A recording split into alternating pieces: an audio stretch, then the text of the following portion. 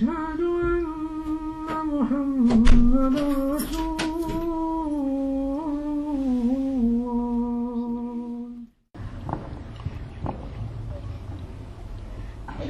بسم الله والحمد لله والصلاة والسلام على رسول الله صلى الله عليه وسلم.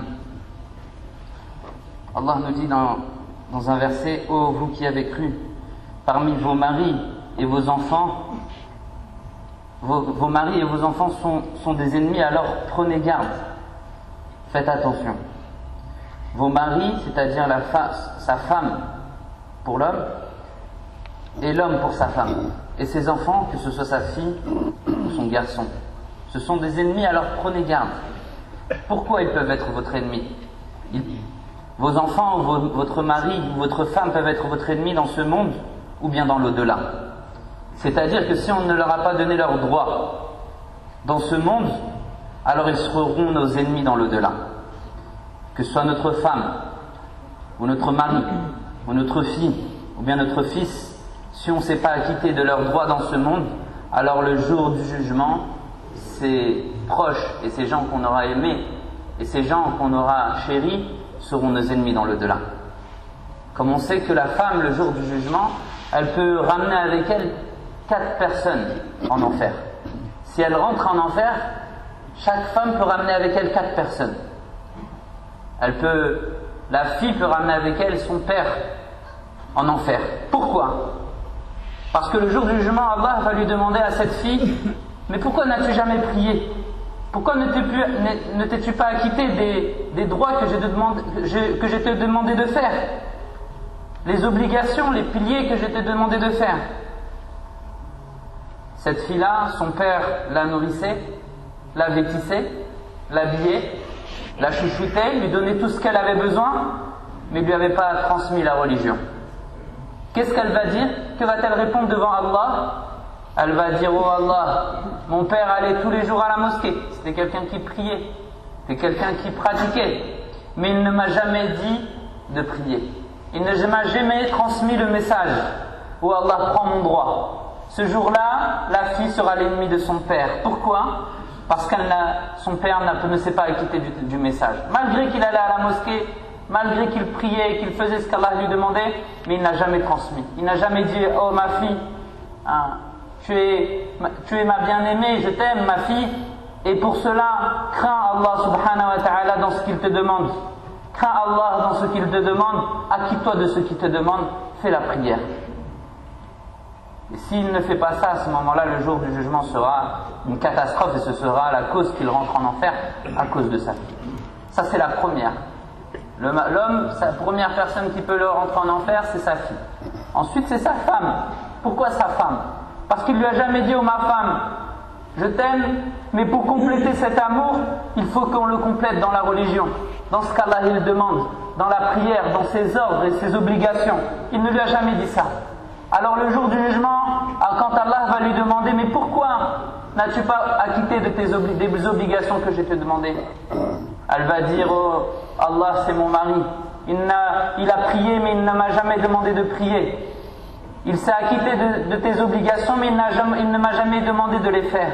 Oh Allah, prends le droit sur lui, prends mon droit sur lui. Et il rentrera en enfer à cause de cela.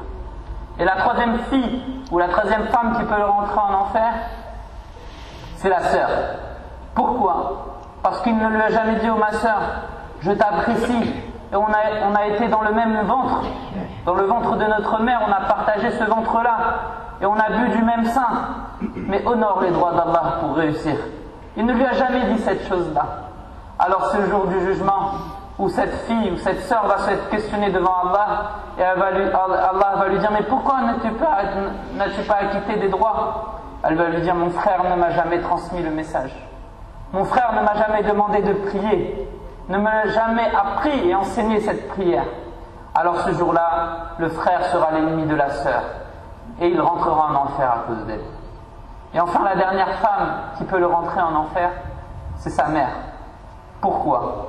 Parce que le jour du jugement, quand Allah va lui dire: mais pourquoi n'as-tu pas prié? Elle va dire: mon enfant priait mais il ne m'a jamais demandé, il ne m'a jamais appris.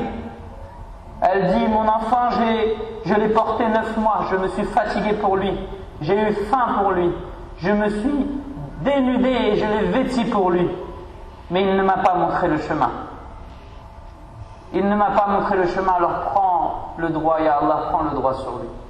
Mes chers frères, mes chères sœurs, ça c'est une question très importante que chacun doit se poser. Est-ce que j'ai transmis le message à mes proches, à ma mère, à ma femme, à ma fille, à ma sœur? Transmettre le message, c'est notre devoir de transmettre. Donc on ne peut pas se contenter de dire « moi j'ai nourri ma famille, je les ai vêtis, je les ai habités sous un toit, j'ai acquitté de ma responsabilité, j'ai fait mon devoir ». Non, le devoir c'est pas ça. La vraie responsabilité c'est de leur transmettre l'islam. La vraie responsabilité c'est de les appeler à l'obéissance d'Allah. La vraie responsabilité c'est de leur enseigner la prière. Et tant qu'on n'a pas transmis ces choses-là, alors on ne sera pas acquitté de cette responsabilité et le jour du jugement ça peut être très grave pour nous. Allah subhanahu wa ta'ala nous dit dans le Coran, dans le sens du verset, on a proposé le dépôt de la religion al-amana aux cieux et à la terre et aux montagnes, mais ils l'ont refusé. Et l'être humain a pris cette responsabilité car il est injuste et ignorant. Il est injuste et ignorant. Cet être humain, il a pris la responsabilité de la religion. Donc il doit la transmettre. Ce qui est demandé en réalité, c'est de transmettre le message. Après, c'est Allah qui guide. Allah subhanahu wa ta'ala, c'est lui qui guide qui il veut. Mais il nous demande de transmettre à nos proches, aux gens autour de nous. Et une fois qu'on aura fait ça, alors on sera acquitté de notre devoir. Une fois qu'on a transmis le message, et si l'enfant ne veut pas suivre, à ce moment-là, c'est entre les mains d'Allah subhanahu wa ta'ala. Mais nous, on aura fait notre devoir, et le jour du jugement, on n'aura pas de problème par rapport à cela. Et l'exemple, Allah nous donne dans le Coran de Nuh, le prophète Nuh, alayhi salatu wa salam, qui a prêché son peuple nuit et jour. Et quand est venu le décret d'Allah et le déluge, l'eau a commencé à monter, alors il a demandé à son fils, son proche, la personne qu'il aimait le plus, « Oh mon fils, monte avec moi dans le bateau, tu seras sauvé. » Son fils n'a pas voulu croire et suivre le message. Qu'a-t-il répondu? Il a dit « Oh mon père, je vais me réfugier dans la plus haute des montagnes. » Alors, Nuh alayhi salatu wassalam, attristé, a dit à son fils, « Oh mon fils, il n'y a pas de refuge du décret d'Allah, de la décision d'Allah. » Et son fils fut parmi les noyés. Il fut parmi les noyés et mort. Quand il fut parmi les noyés, Nuh alayhi salatu wassalam dit « Oh Allah, il fait partie de ma famille. Il a été noyé, mais il fait partie de ma famille. » Allah lui a dit « Non, il ne fait pas partie de ta famille. Il fait partie des gens injustes qui ont associé à Allah, qui ont associé à d'autres divinités à Allah subhanahu wa ta'ala. » Donc mes chers frères, mes chères sœurs, le devoir c'est de transmettre à nos proches, à nos familles et à nos enfants. En effet, nos enfants et nos familles, on les aime, on les apprécie.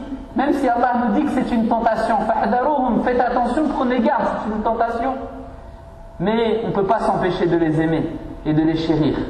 Une fois, Abu Bakr as-Siddiq radiyallahu anhu, il a rencontré un sahabi, un compagnon, il lui a dit « Comment vas-tu » Il lui dit « Aujourd'hui, je vais bien, je me suis levé et je prie sans ablution. » Il lui a dit quelque chose de très étonnante.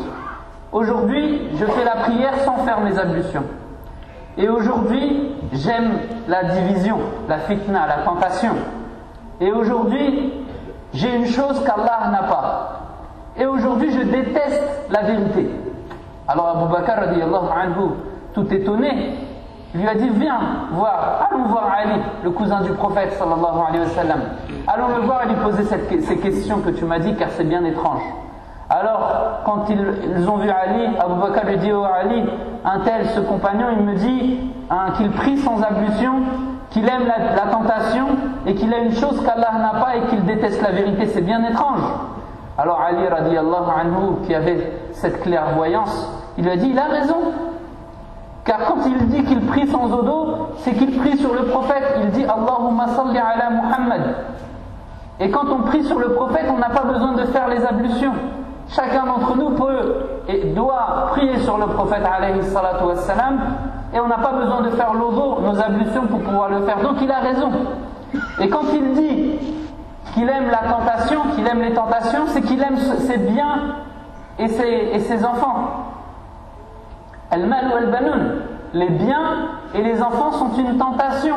Et prenez garde à ces tentations. Donc il a raison quand il aime ces choses-là, qu'il aime cette tentation. Et quand il dit qu'il a une chose qu'Allah, qu'il a des choses qu'Allah n'a pas, il a aussi raison. Car il a des enfants et il a une femme. Et Allah n'a pas été engendré et n'a pas engendré.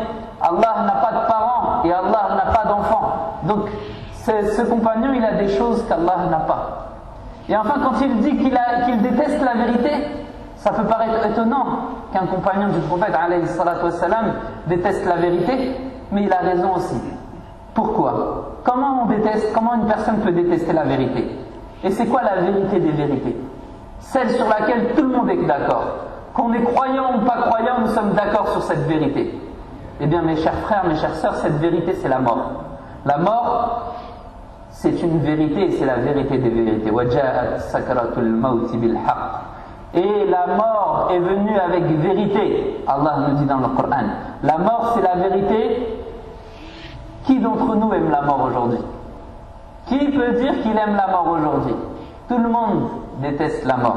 Même une personne qui a vécu autant qu'elle a vécu, elle a vécu longtemps dans cette vie-là. Et on lui demande, on lui pose la question, est-ce que tu veux rajouter encore quelques années? Il va te répondre, bien sûr. Laisse-moi encore une dizaine d'années, encore un petit peu, encore une dizaine d'années. Pourquoi? Parce qu'il ne veut pas mourir, tout simplement. C'est une chose qu'on déteste. Et c'est pour cela que certains savants ils nous disent que la vraie démocratie, la vraie liberté sur laquelle tout le monde est d'accord, c'est la mort. Pourquoi? Parce que la mort, elle touche tout le monde. Elle ne fait pas de différence entre le riche et le pauvre, entre le fort et le faible. La mort, elle touche tout le monde, subhanallah. Quand il vient l'heure, Allah il dit dans le sens du verset, quand il vient l'heure, personne ne peut ni la reculer, ni l'avancer. Quand il vient l'heure où l'ange de la mort vient te chercher, même le riche, il peut donner autant d'argent qu'il veut, c'est son heure. On ne peut ni reculer, ni avancer cette heure-là. Et les savants, ils ont divergé sur le fait, est-ce que la vie est préférable à la mort? Qu'est-ce qui est préférable? La vie ou bien la mort? Certains ont dit que la vie, elle est préférable et elle est meilleure que la mort. Pour quelle raison? Ils ont dit simplement parce que quand on est en vie, on peut prier, on peut jeûner, on peut donner des aumônes, des sadaqas, on peut aussi faire le pèlerinage, on peut faire plein de bonnes actions pendant qu'on est en vie. Mais une fois qu'on est mort, nos actions sont arrêtées. On ne peut plus faire d'actions, on ne peut plus faire de bonnes actions, c'est terminé. Une fois que la personne elle meurt, quand la personne elle meurt, toutes ses actions sont arrêtées, sauf 3. Il n'y a que 3 actions qui continuent malgré la mort. Sadaqatun jariyah, une aumône continue, une science utile et un enfant pieux qui fait des invocations pour ce mort-là. Donc mes chers frères, mes chères sœurs, il faut faire attention, prenez garde de ne pas se faire détourner par son travail, ses richesses et ses enfants, de se faire détourner de l'obéissance d'Allah, de la prière et de ses commandements. Il ne faut pas que ce travail, cette richesse, ces enfants me détournent, que ces occupations me détournent de mon objectif et de ma vraie direction. Dans ce monde, je peux avoir des amitiés, de la fraternité. Je peux aimer les gens, je peux être fraternel avec les gens. Mais si ce n'est pas basé sur les ordres d'Allah et la vie et la sunna du prophète alayhi salatu wassalam, dans l'au-delà ce sera une animosité. Ce sera ces personnes que j'aurais chéries, ces personnes que j'aurais aimées, que ce soit ma femme, mes enfants, mes amis, eh bien ils deviendront ennemis avec moi le jour du jugement. Pourquoi? Parce que cette fraternité, cet amour, elle n'était pas basée sur les commandements d'Allah subhanahu wa ta'ala. Donc prenez garde. Prenez garde à ne pas vous faire avoir, à ne vous faire détourner par vos enfants et vos biens. Prenez garde à transmettre le message à vos familles, à votre sœur, à votre fille, à votre mère, prenez garde, mes chers frères, mes chères sœurs. Et c'est ce qu'Allah nous dit dans ce verset. Vos biens et vos enfants sont une tentation. Vos femmes, vos maris et vos enfants sont une tentation, alors prenez garde. Prenez garde à leur transmettre le message. Une dernière annonce pour terminer. Inch'Allah, à partir d'aujourd'hui, Salatul Isha, l'appel à la prière de Salatul Isha sera à 23h15, Inch'Allah. On va reculer un petit peu d'un quart d'heure, donc au lieu d'être à 23h30, venez un petit peu en avance à 23h15, Inch'Allah. Ce soir, Salatul Isha à 23h15. Astaghfirullah.